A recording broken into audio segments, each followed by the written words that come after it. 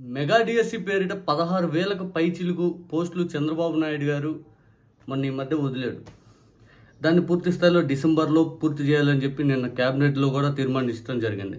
ఇప్పుడు మెగా డిఎస్సిలో మా జిల్లాకి సరైన పోస్టులు లేవని అనంతపూర్లో మిగిలిన కొన్ని జిల్లాల్లో వాళ్ళు ధర్నా చేయడానికి సిద్ధపడ్డారు. అనంతపూర్లో అయితే రోడ్డు ఎక్కి కూడా ధర్నా చేశారు. కొన్ని జిల్లాల వాళ్ళు అయితే నారా లోకేష్ గారి దగ్గరికి వెళ్ళి మా జిల్లాకు అన్యాయం జరిగింది, మాకు తగినన్ని పోస్టులు ఇవ్వండి మహాప్రభు అని మొరబెట్టుకున్న దాఖలా కూడా మనం చూసాం. కానీ నారా లోకేష్ గారు అయితే దీని మీద స్పందిస్తానని చెప్పారు. కానీ ఇంతవరకు అయితే దాని మీద ఎటువంటి రిప్లై అయితే వాళ్ళకి రాలేదు.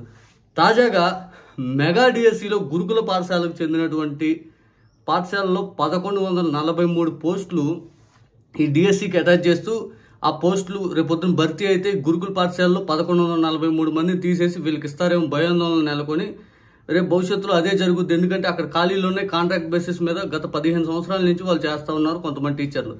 రేపు ఈ 1143 పోస్టులు వాళ్ళ ప్లేసుల్లోనే ఇచ్చారు అని చెప్పి పూర్తిగా రేపొద్దున అక్కడకు వాళ్ళు భర్తీ అయితే వీళ్ళ కుటుంబాలు రోడ్డును మారుతాయి. దయచేసి మమ్మల్ని మినహాయింపు ఇవ్వండి మహాప్రభు అని చెప్పి వేడుకుంటూ ఉండవల్లిలోని చంద్రబాబు నాయుడు గారి నివాసం ముందు వాళ్ళు ధర్నా చేయటం, పూర్తిగా చంద్రబాబు నాయుడు గారితో మాట్లాడాక మేము ఇక్కడి నుంచి కదులుతాము, మా కుటుంబాలు రోడ్డును పడతాయి, మమ్మల్ని దయచేసి ఆదుకోవాల్సిన బాధ్యత ప్రభుత్వం పైన ఉంది, మాకు ఇప్పటికిప్పుడు మెగా డిఎస్సి పరీక్షలు మేము రాసినా కూడా మాకు ఏజ్ లిమిట్ అనేది అయిపోయింది, మాకు ఇప్పుడున్న పరిస్థితులు మా బతుకుదెరువు అదే, మమ్మల్ని దయచేసి ఇబ్బంది పెట్టొద్దు అని చెప్పి గురుకుల పాఠశాలలో పనిచేస్తున్నటువంటి కాంట్రాక్ట్ టీచర్లు ఎవరైతే ఉన్నారో వాళ్ళందరూ చంద్రబాబు నాయుడు గారు ఉండవల్లి నివాసం ఎదురు కూర్చొని ధర్నా చేయడం ఒకసారిగా సంచలనమై కూర్చుంది. ఎందుకంటే చంద్రబాబు నాయుడు గారు ప్రభుత్వం వచ్చి ఏర్పడి దాదాపు నెలలోపే ఈ డిఎస్సికి సంబంధించినటువంటి అభ్యర్థులు ధర్నా చేస్తున్నారు.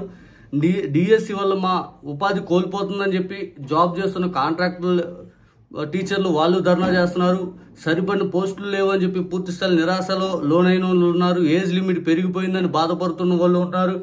వీటన్నిటికీ చెక్ పెట్టే విధంగా వీళ్ళు ఎప్పుడు దీని మీద పూర్తి స్థాయిలో క్లారిఫికేషన్ అనేది ఇస్తారనేది కూడా ఎదురు చూపులకు మాత్రం ఖచ్చితంగా ఎదురు చూసే అవకాశం ఉంటుంది. పూర్తి స్థాయిలో ఈ మెగా డిఎస్సి అనేది చంద్రబాబు నాయుడు గారు 35,000 పోస్టులు పైగా ఖాళీలు ఉన్నాయని చెప్పి మొన్న ఈ మధ్య నాగబాబు గారు వాళ్ళందరూ మాట్లాడారు. అంతకుముందు 50,000 ఖాళీలు అని చెప్పి ఈనాడులో రాస్తే దాదాపు వాటిల్లో 15,000కు పైగా జగన్మోహన్ రెడ్డి గారే భర్తీ చేశారు. 6,100 పోస్టులు భర్తీ చేస్తున్న సమయంలో హైకోర్టు నిలిపివేసింది. దాని చంద్రబాబు నాయుడు గారు ఎక్స్ట్రా 10,000 కలిపి 16,000 పోస్టులు ఇచ్చారు.